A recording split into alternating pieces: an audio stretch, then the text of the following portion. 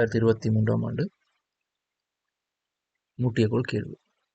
சமநீளம் 2ஏயும் சமநிலை WM உடைய ABBCCDE 4 சீரான கோள்கள் ABCD ஆகிய ஒப்பமாக மூட்டப்பட்டுள்ளன.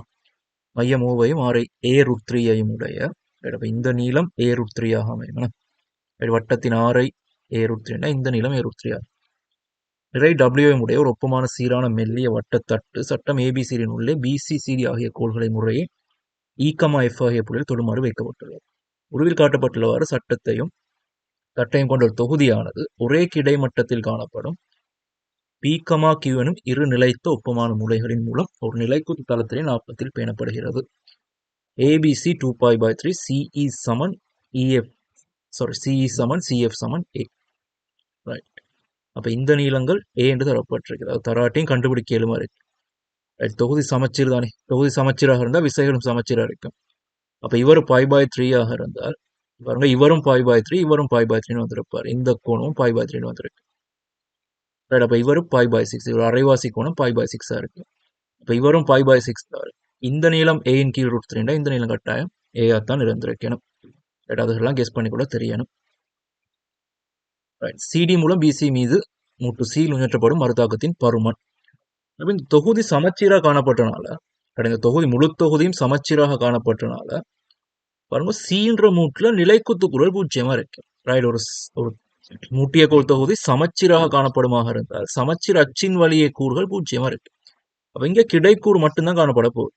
ரைட். AC பற்றி சமச்சீராக காணப்பட்டனால சீன்ற மூட்டின் மீது கட்டாயம் கிடைக்கூறு மட்டும்தான் இருக்கு. நிலைக்குத்து கூறு 0 இருக்கு. ரைட். ஏன்னா விசைகள் சமச்சீராக வரணும். தியரியில படிச்சிருப்போம். இப்போ நாங்கள் விசைகளை கொஞ்சம் மார்க் பண்ணி வைப்போம். பாருங்க, இங்க P,Qன்றது 2 முளைகள்ன்றதுனால ரைட், இந்த இடத்துல கோளுக்கு செங்குத்தாக ஒரு ஆறு வரும். இந்த இடத்துலையும் அதே அளவு பருமன் உள்ள விசைகளும் சமச்சீராக இருக்கும். தொகுதி சமச்சீராக இருந்தால் விசைகளும் சமச்சீராக வரும். ஆடிபிம்பமாக வரும். ரைட். ஏசியின் அச்சு பற்றி சமச்சீராக காணப்படுது. அப்ப ஏசி மீது ஒரு தளவாடியை வச்சால் இங்கால, அதாவது இடது பக்கம் தாக்குற விசைகளோட பிம்பம் எப்படி விழுமோ அதே மாதிரி தான் வலது பக்கம் தாக்குற விசைகள் காணப்படும். அப்ப ஆறுட பிம்பம் இங்கால கியூவின் மீது இப்படி தாக்கி இருக்கும். அதாவது ஏசிக்கிற நான் ஒரு தளவாடி ஒன்று வச்சிருந்தால், இந்த மாதிரி தளவாடி ஒன்று வச்சிருந்தால் ரைட், ஏசிக்கல்ல ஒரு தளவாடி ஒன்று வச்சிருந்தால் தளவாடி சார்பாக பீருள்ள பிம்பம் அங்கால வர்ற மாதிரி விசைகள் வந்துடும். சரிதானே. விசைகளை வேறொரு கலர்ல மார்க் பண்ணி வச்சுக்கோ. பாருங்க, இங்க ஒரு மறுதாக்கம், செங்குத்தான மறுதாக்கம் 6 வரும். கோளுக்கு செங்குத்தான மறுதாக்கம் முளைகள் மீது தாங்குற நேரம் கோளுக்கு செங்குத்தாக மறுதாக்கம் வரும். இங்கேயும் ஒரு 6 வரும். நிறைகள் தரப்பட்டிருக்கு. PQன்றது நடுப்புள்ளியில வைக்கப்படல, ஏதோ ஒரு புள்ளியில வைக்கப்பட்டிருக்குது. அப்போ ஒவ்வொரு கோளையும் நிறைகள் நிலைக்குத்தாக கீழ் நோக்கி இப்படித்தாக்கும். ஏதோ ஒரு புள்ளியில, அதாவது ஒவ்வொரு கோளையும் நடுப்புள்ளியில Wன்ற நிறை தாக்கி கொண்டிருக்கு. இப்ப CEன்றது ஏன்றனால CBட கோட நடுப்புள்ளியில தான் இந்த வட்டத்தட்டு தொட்டு கொண்டிருக்கு. இந்த இடத்துல தொடுபுள்ளியில இருந்து நிறைகள் கீழ் நோக்கி தாக்கும். இந்த W எல்லாம் ஒரே தாக்க கூடாக அமையும். நிலைக்குத்து கோட்டுல ஒரே தாக்க கூடாக அமையும். அதே நேரம் இந்த வட்ட தட்டுல தாக்குற விசைகளை பாருங்க, கிட்டத்தட்ட இப்படி வரும். ரைட். மையத்துக்கூடாக போற மாதிரி வரும். சரி, மையத்துக்கூடாக இப்படி போற மாதிரி மறுதாக்கம் வந்துருக்கு. அதே மாதிரி இங்குள்ள மறுதாக்கம் மையத்துக்கூடாக இப்படி போற மாதிரி வந்துருக்கு. சரி, 2 பருமன்களும் சமனாக அமையும். எஸ் என்ற மாதிரி. ஃபர்ஸ்ட் இந்த விசைகள்லாம் சரியா மார்க் பண்ணிக்கொள்ளணும். அதோட சொன்ன சீன்ற மூட்டின் மீது கிடைக்கூறு மட்டும்தான் காணப்பட போகுது. அப்ப கிடைக்கூறுகளை இப்படி மார்க் பண்ணி வச்சுக்கொள்ளும். எனக்கு திசை இப்போதைக்கு திசை தெரியாட்டி நீங்க எந்த திசையிலையும் மார்க் பண்ணலாம். இப்போ நீங்க மார்க் பண்ண திசை பிழையாக இருந்தால் விடை மைனஸ்ல வரும், அவ்வளவுதான். இப்ப பிசி கோள் மீது தாக்குற விசை நான் வலப்பக்கம் தாக்குறதை எடுத்திருக்கிறேன். விசை இடப்பக்கமாக இருந்தால் உங்களுக்கு மைனஸ்ல விட வந்திருக்கேன். ரைட். அதே நேரம் BECன்ற கோளின் மீது இந்த வட்டத்தட்டினால் ஏற்படுத்தப்படும் மறுதாக்கம் சமனும் எதிருமாக இப்படி எஸ் ஆக அமையும். ரைட். இங்கே ஒரு திசை எஸ் ஆக அமையும். சரி, இந்த விசைகளை தெளிவா மார்க் பண்ணிக்குவோம்.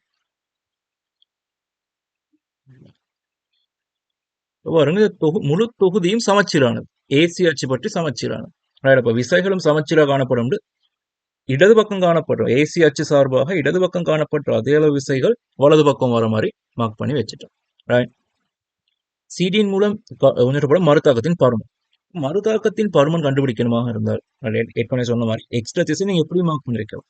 எக்ஸ்ட்ரா திசை வலப்பக்கமாக மார்க் பண்ணலாம், இடப்பக்கமாக மார்க் பண்ணலாம். பிசி கொள்ள தாக்குறது மறுதாக்கத்தை.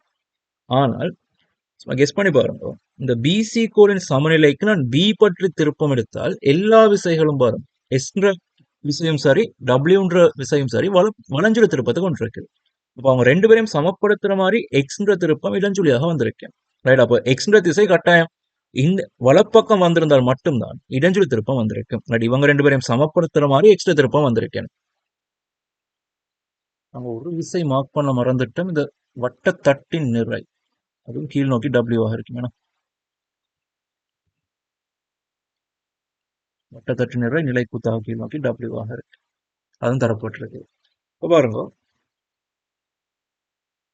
எக்ஸை நான் கண்டுபிடிக்கணுமா இருந்தால், இந்த கேபிட்டல் எக்ஸை நான் கண்டுபிடிக்கணுமாக இருந்தால் ஃபர்ஸ்ட் நான் கூட ஐடியா ஒன்று வச்சுக்கணும். இப்படி கணக்கு செஞ்சு கொண்டு போகலாம்.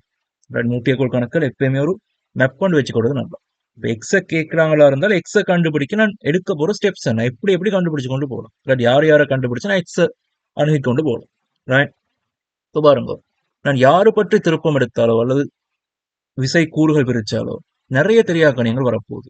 ஆர், எஸ், எக்ஸ் இந்த மாதிரி தெரியாக்கணியங்கள் நிறைய இருக்கு. இப்போ இந்த பிசி கோளின் சமநிலையை கருதினால், ரைட், அவர் கிடைக்கூறு பிரிச்சாலும் சரி நிலைக்குத்து கூறு பிரிச்சாலும் சரி எஸ் வரும். அப்ப எஸ் கண்டுபிடிக்க என்ன வரும்? எஸ் கண்டுபிடிக்கிறது பாருங்க, இந்த வட்டத்தட்டின் சமநிலை ஒரு யோசிச்சு பாருங்க. இந்த வட்டத்தட்டு இப்படி காணப்படும். இந்த வட்டத்தட்டுல இந்த மாதிரி ஒரு எஸ் வருது, இங்கால ஒரு எஸ் வருது. அவங்க ரெண்டு பேரும் சந்திக்கிற புள்ளி கூட நிறை கீழ் நோக்கி டபிள்யூ வந்திருக்கு. இந்த வட்டத்தட்டின் சமநிலையை கருதி எனக்கு எல்லா கோணங்களும் தெரியுமாக இருந்தால் எஸ் கண்டுபிடிச்சு கொள்ளலாம் தானே. ரைட். டபிள்யூ சார்பில் எஸ் கண்டுபிடிச்சு கொள்ளலாம். அப்ப எஸ் தெரியுமாக இருந்தால் பிசின்ற கோளுக்கு நான் பி பற்றி திருப்பம் எடுக்கூட எக்ஸை கண்டுபிடிச்சு கொள்ளலாம். ரைட். இதை மாதிரி தான் கணக்கு அணுகிற முறைகளை யோசிக்கணும். ரைட். யாரு தெரியா நாங்க எப்படி கொண்டு போகலாம். ரைட். தெரியா கணிகளை எப்படி கண்டுபிடிச்சு கொண்டு போகலாம். சரி. ஆகவே வட்டத்தட்டின் சமநிலைக்கு முதல்ல இந்த விசையெல்லாம் சரியா மார்க் கொள்ளணும். ரைட். சமச்சீரின்படியே விசைகள் எல்லாம் மார்க் பண்ணி பட்டிருக்கணும். விசைகள் எல்லாம் சரியா மார்க் பண்ணதுக்கு மார்க்ஸ் இருக்கு. ரைட். அதோட வட்டத்தட்டின் சமநிலைக்கு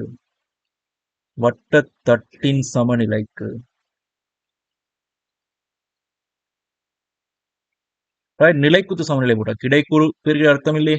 ரெண்டுமே எஸ் தான் தாக்க போகுது. ஆகவே கிடைக்கூறு பிரிக்கிறது அர்த்தம் இல்லை. அப்ப எஸ் கண்டுபிடிக்கணுமா இருந்தால் நிலைக்குத்து கூறுகள் கவனிக்கணும். ரைட். இப்ப பாருங்க, இந்த கோணம் π/3. அப்ப இவரோட ஒரு நிலைக்குத்து கோடு வரைஞ்சால் இவரு π/6. அப்ப அதே மாதிரி தான் இந்த நிலைக்குத்து கோடு இப்படி வர நேரம் இந்த கோணம் π/6 ஆக இருக்கு. அப்ப இந்த கோணம் π/6 இருந்தால் இவர் π/3 ஆக இருப்பார். ஆகவே இந்த கோணமும் π/6 ஆக அமையும். ரைட். இவர் π/6, இவர் π/3, இவர் π/6 ஆக அமைவார். இப்ப இவர் π/6 ஆக இருந்தால் கவனிக்கோ, இது 90 வாகை தானே. அப்ப இவர் 90 வாகையாக இருந்தார், அல்லது இங்கிருந்தே வரலாம். இவர் π/6, அப்ப இவர் π/6, அப்ப இவர் π/3 ஆக இருப்பார். எஸ் என்ற விசை நிலைக்குத்துடன் π/3. ரைட். எஸ் என்ற விசை நிலைக்குத்துடன் π/3. ஆகவே வட்டத்தட்டின் நிலைக்குத்து சமநிலையை கருதினால் 2s cos π/3ன்றது கேபிட்டல் டபிள்யூக்கு சமம். ஆகவே cos π/3ன்றது உங்களுக்கு தெரியும், 1/2 டபிள்யூக்கு சமம். அப்ப எஸ் பருமன் பாருங்க டபிள்யூ ஆக வரும். இப்ப எஸ் தெரியுமாக இருந்தால் எனக்கு பிசின்ற கோளுக்கு பி பற்றி திருப்பம் எடுத்து கோள் பிசிக்கு நான் பி பற்றி திருப்பம் எடுத்தால், பிசியின் சமநிலைக்கு நான் பி பற்றி திருப்பம் எடுத்தால் பாருங்க, பிஇன்ற நீளம் ஏ ஆக இருக்கும். அப்ப எஸ் இன்டு ஏ பிளஸ் இந்த டபிள்யூவின் தாக்க கோடு இப்படி நீட்டினால் டபிள்யூவின் தாக்க கோடுக்கான செங்குத்து தூரம் ஏ cos π/3 ஆக இருக்கு. டபிள்யூ தர ஏ cos π/3 மைனஸ் எக்ஸ்னு வரப்போகுது. அப்ப சமனுக்கு அங்கால அனுப்புவோம். கேபிட்டல் எக்ஸ் தர இந்த மொத்த தூரம் பாருங்க, இந்த கோணம் π/3 ஆக இருந்தால் 2a sin π/3 வரும். 2a sin π/3 ஆக அமையும். பெஸ்ட் பெருமானம் W. அப்ப a ஆல வெட்டி விட்டுலாம் ரெண்டு பக்கமும். Capital W plus cos π/3 W/2 சமன் எக்ஸ் தர 2 தர √3/2 வரும். ஆகவே எக்ஸ்ட்ரா பெருமானம் பாருங்க, இங்கால 3W/2 3W/2 சமன் 2 √3/2 x வரும். அப்போ இந்த ரெண்டுக்கு இந்த ரெண்டு கேன்சல் ஆகி போனால் கேபிட்டல் எக்ஸ்ட்ரா பெருமானம் √3/2W வரும். ரைட், சுருக்கள் தான் செஞ்சு கொள்ளலாம். என காட்டுவது இரு முலைகளுக்கும் இடையிலான தூரத்தை காட்டும். அப்ப இரு முலைகளுக்கும் இடையிலான தூரத்தை கண்டுபிடிக்கணுமாக இருந்தால் எனக்கு என்ன முறைப்படி செய்யலாம்? எனக்கு இப்ப எஸ்ஸும் தெரியும், எக்ஸும் தெரியும். ரைட், இந்த தொகுதி சமச்சீராக இருந்தால் எப்பயுமே திருப்பங்கள் எடுக்கிற இந்த சமச்சீரச்சை தாண்டி போற மாதிரி கணக்கு பெரும்பாலும் இந்த சமச்சீரச்சுக்கு உள்ளால நான் திருப்பம் எடுக்கிறதா இருந்தால், அல்லது நான் சமநிலைக்கான நிபந்தனைகள் போடுறதா இருந்தால் பாருங்க, திருப்பம் எடுக்கிறதா இருந்தால் சமச்சீர் அச்சுக்கு உள்ளால ஒரு பக்கம் மட்டும் எடுத்தால் போதுமா இருக்கும். இல்லாட்டி இந்த சமநிலை நிபந்தனைகள் வச்சுக்கொண்டு நான் கணக்கு செய்யறதாக இருந்தால், இவங்க ரெண்டு பேருக்கும் இடைப்பட்ட தூரம் தான் கேள்வி. இந்த தூரத்தை நான் எக்ஸ்ன்னு வைக்கிறேன். இந்த மொத்த தூரம் எக்ஸ்ன்னு வைப்போம். இப்ப இந்த ஏபிக்யூன்ற முக்கோணி பாருங்க, இவர் π/6, இவரும் π/6. இந்த கோள் கிடையோட π/3. அப்ப இது ஒரு சமபக்க முக்கோணியாக வரும். அப்ப இந்த தூரம் எக்ஸா இருந்தால் இந்த தூரம் எக்ஸ் தான், இந்த தூரம் எக்ஸ் தான். இது சமபக்க முக்கோணியா வரும். அப்ப எக்ஸ்ட்ரா பெருமானம் கண்டுபிடிச்சா போதும். அப்ப ஏல இருந்து ஆறுக்கான செங்குத்து தூரம் ஆறுன்றது தெரியும், எனக்கு எஸ்ஸும் தெரியும், எக்ஸும் தெரியும். அப்ப ஆரை கண்டுபிடிச்சு கொண்டால் எனக்கு ஏபிசியோட சமநிலையை வச்சு திருப்பம் எடுத்து எக்ஸ்ட்ரா பெருமானத்தை கண்டுகொள்ளும். இப்போ எனக்கு தெரியா கணியங்களாக வாருது ஆறும் எக்ஸ் மட்டும். எக்ஸ் எல்லாம் கண்டுபிடிச்சாச்சு. ரைட், ஆகவே எனக்கு கேபிட்டல் ஆரோட பெருமானம் தெரியுமாக இருந்தால் எக்ஸ்ட்ரா பெருமானம் கண்டுபிடிச்சு கொள்ளும் திருப்பத்தை வச்சு. அப்ப ஆரை கண்டுபிடிக்க என்ன வரைன்னு பார்த்தீங்கன்னா, இந்த முழு தொகுதியையும் கருதுற நேரம், இந்த முழு தொகுதியையும் சமநிலையை கருதுற நேரம் பாருங்க, தாக்குற விசைகள் ஆர் ஆர் டபிள்யூ டபிள்யூ, வட்டத்தட்டின் மீதான எஸ், வட்டத்தட்டின் மீதான எஸ், கோளின் பிசி கோளின் மீதான எஸ், சிடி கோளின் மீதான எஸ், அடுத்து இந்த டபிள்யூ இந்த டபிள்யூ. இப்ப தொகுதியோட சமநிலை கருது நேரம் பாருங்க, இந்த எஸ்ஸும் இந்த எஸ்ஸும் கேன்சல் ஆயிரும், இந்த எஸ்ஸும் இந்த எஸ்ஸும் கேன்சல் ஆயிரும். இப்ப வெளியால வரப்போற விசைகள் இந்த நிலைக்குத்து விசைகள், இந்த டபிள்யூ இந்த டபிள்யூ, வட்டத்தட்டின் நிறை டபிள்யூ, பிசி நிறை டபிள்யூ, சிடி நிறை டபிள்யூ, அதெல்லாம் சமப்படுத்த போறது இந்த நிலைக்குத்து கூறு, ஆறுட நிலைக்குத்து கூறுகளினால. ரைட், ஆகவே மொத்த ஆரையும் நான் நிலைக்குத்தா பிரிச்சார் தொகுதியின் சமநிலைக்கு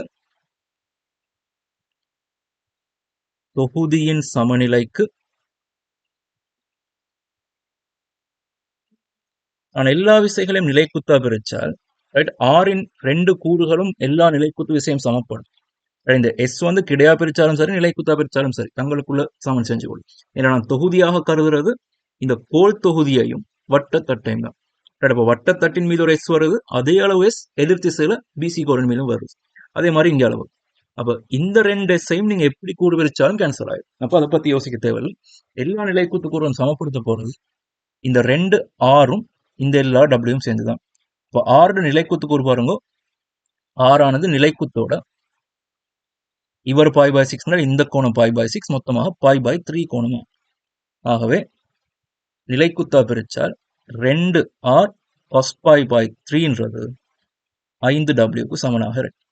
cos π/3ன்றது 1/2, அந்த 1/2க்கு 2 கேன்சல் ஆகி போனால் ஆறுட பெருமானம் 5w வரும். எனக்கு ஆறுட பெருமானம் தெரியும். ஆறுட பெருமானம் தெரியுமாக இருந்தால் எக்ஸை தான் கண்டுபிடிக்க போறோம். எக்ஸை கண்டுபிடிக்க ஏபிசியோட சமநிலைக்கு எனக்கு ஏ பற்றி திருப்பம் எடுக்கணும். அப்ப ஏபிசியின் சமநிலையில எனக்கு தெரியா கணியங்கள் எக்ஸ் தெரியா, ஆர் தெரியும், எஸ் தெரியும், எக்ஸ் தெரியும். ரைட், அப்ப ஏபிசியின் சமநிலைக்கு நான் ஏ பற்றி திருப்பம் எடுத்தால் எக்ஸை கண்டுபிடிக்கலாம். ரைட், அப்ப திருப்பம் எடுக்கிற பாருங்க, முதலாவது ஆர் இன்டூ எக்ஸ் வரும். ரைட், சிம்பிள் எக்ஸ் வரும், அதுல பெருமானம் தான் கண்டுபிடிக்க போறோம். ரைட், டபிள்யூக்கான திருப்பம் பாருங்க, டபிள்யூக்கான செங்குத்து தூரம் ஏ சைன் π/6 ஆக இருக்கு. அதே தாக்க கோட்டுல தான் பிசிட நிறை டபிள்யூவும் கீழ் நோக்கி தாக்க போகுது, அப்படிதானே? இப்போ மொத்த இந்த ரெண்டு டபிள்யூக்குமான மொத்த திருப்பம் 2 தர, 2 டபிள்யூக்குமான திருப்பம் பாருங்க 2 தர, அதுவும் மைனஸ்ல வரப்போகுது, -2 தர டபிள்யூ ஏ சைன் π/6 வரும். அதாவது இந்த ஒரு நிறைக்கான திருப்பம் டபிள்யூ தர ஏ சைன் π/6, இவருக்கும் அதே திருப்பம் தான் வரப்போகுது. இந்த பிசி கோள நிறைக்கும் டபிள்யூ தர ஏ சைன் π/6 தான் வரப்போகுது. ரெண்டுமே கீழ் நோக்கி, ரெண்டுமே மைனஸ்ல வரப்போகுது. அப்போ 2 தர டபிள்யூ ஏ சைன் π/6 போட்டுக்கொள்ளலாம். ரைட், அப்போ ஆறுக்கான திருப்பம் எடுத்தாச்சு, இவங்க 2 பேருக்குமான திருப்பம் எடுத்தாச்சு. எஸ்ஸுக்கான திருப்பம் எடுக்கிறோம் பாருங்க. இந்த பிசி கோளின் நிறையின் தாக்க கோட்டு நான் இப்படியே நீட்டினால், இங்கிருந்து அப்படியே இங்க வரைக்கும் நீட்டி கொண்டு போனால் இது டீன்ற புள்ளிக்கூடாக போகும்னு சொல்றேன். டீன்ற புள்ளிக்கூடாக இந்த தாக்கக்கூடு எஸ்ஸின் தாக்கக்கூடு டீன்ற புள்ளிக்கூடாக போகும். என்ன காரணம்னா இந்த ஏபிடி முக்கோணியாக இருக்கலாம், பிசிடின்ற முக்கோணியா இருக்கலாம், எல்லாமே சமபக்க முக்கோணிகள். எல்லாம் சமபக்க முக்கோணியா இருந்தால் எஸ் தாக்குற புள்ளி பிசியின் நடுப்புள்ளி. இப்ப பிசிடின்றது ஒரு சமபக்க முக்கோணி. பிசியின் நடுப்புள்ளியிலிருந்து பிசிக்கு செங்குத்தாக வரையப்படுற கோடு கட்டாயம் டி கூடாக போகும். சமபக்க முக்கோணி தானே. ஒரு உச்சியில இருந்து எதிர்பக்கத்துக்கு வரையப்படுற செங்குத்து இந்த கோட்டினை 2ஆ பிரிச்சிருக்கு. இப்ப டில இருந்து வரையப்படுற செங்குத்து பிஇஇசின்ற 2 சமபக்கங்களாக பிரிச்சிருக்கும். அப்ப எஸ்ஸின் தாக்கக்கூடு கட்டாயம் டி கூடாக போயிருக்கும். அப்போ ஏல இருந்து எஸ்ஸின் தாக்கக்கூடுக்கான செங்குத்து தூரம் 2a ஆக இருக்கு. ரைட், அதையும் டிரெக்டா எழுதி கொள்ளலாம். ஆகவே பிளஸ் எஸ் தர 2a என்று வரும். அடுத்து மைனஸ் கேபிட்டல் எக்ஸ் தர இந்த மொத்த தூரம் பாருங்க, 2a cos pi by 6, இன்னொரு 2a cos pi by 6, 4a cos pi by 6 என்று வரும். எல்லாம் சேர்ந்து 0. இப்போ கேபிட்டல் ஆருக்கு பதிலாக 5w X sin pi by 6 ஒன்றின் கீழ் 2. அப்போ இது ரெண்டும் கேன்சல். மைனஸ் w a வரும். எஸ்ன்றது w. அப்போ இங்கே ஒரு 2w வரும். w a வரும். கேபிட்டல் எக்ஸ்ன்றது √3/2. அதையும் கண்டுபிடிச்சோம். அப்போ √3/2 தர 4a cos pi by 6ன்றது இன்னொரு √3/2 சமன் 0. இப்போ வெற்ற வேலையெல்லாம் பார்த்தா பாருங்க, 2 4, இங்கே ஒரு 4 கேன்சல். 5 எக்ஸ் ஒரு w விட்டுட்டோம் இங்கே, √3/2w. இப்போ எல்லாத்துலையும் w வெட்டி விட்டுலாம். இங்கே ஒரு w, இங்கே ஒரு w எல்லாம் கேன்சல். ரைட், அப்போ 5x plus a, right, sorry இது மைனஸ்ல, ஆனால் எக்ஸுக்கான திருப்பம் மைனஸ்ல வந்துருக்கு.